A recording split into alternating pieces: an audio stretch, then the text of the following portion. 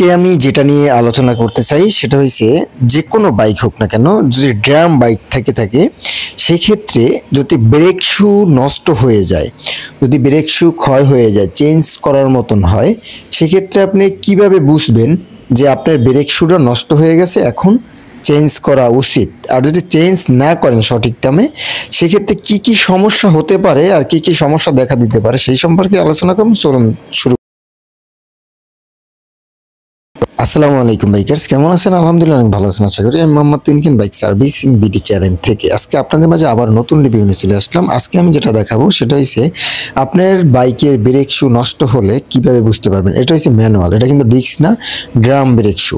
এখন শোনেন, drum brake shoe যখনই নষ্ট হবে, দেখেন এই যে আমি দেখাচ্ছি, এই টিক চিহ্নটা আর এই টিক চিহ্নটা যদি মাঝামাঝি হয়ে যায়, সেক্ষেত্রে আপনার ব্রেক শুটা কিন্তু অতি তাড়াতাড়ি চেঞ্জ করতে হবে, কেননা ওই ব্রেক শুটা নষ্ট হয়ে গেছে। এই যে চিহ্নটা, এই চিহ্নটা বিষয়ে কিন্তু আমরা কেউই জানি না।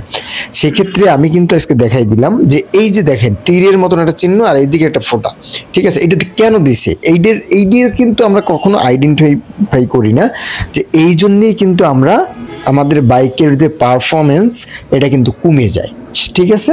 আমরা ঠিকঠাকভাবে আমরা কি করতে পারি না, আমরা কখনো মানে মেনটেন করতে পারি না।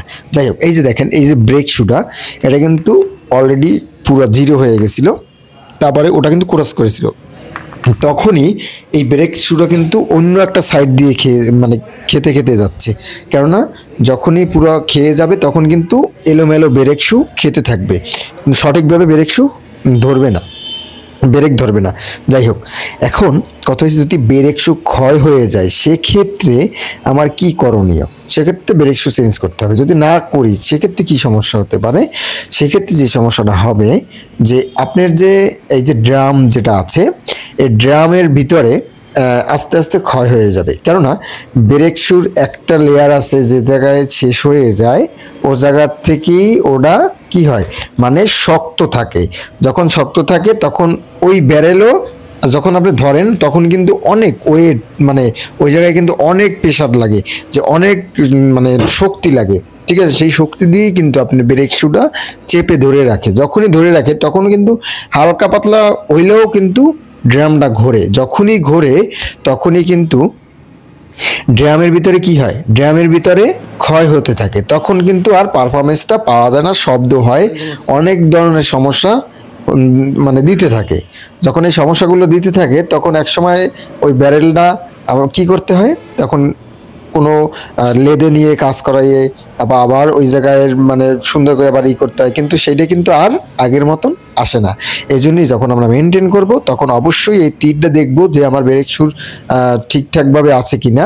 যদি ওইভাবে থাকে তাহলে ইনশাল্লাহ আপনার মানে যে ব্রেক শু ওটা ঠিক আছে। আর যদি ওইটা তীর মাঝামাঝি আসে তাহলে ঠিক নেই। তাহলে আশা করি অনেক কিছু বুঝতে পারছেন, জানতে পারছেন।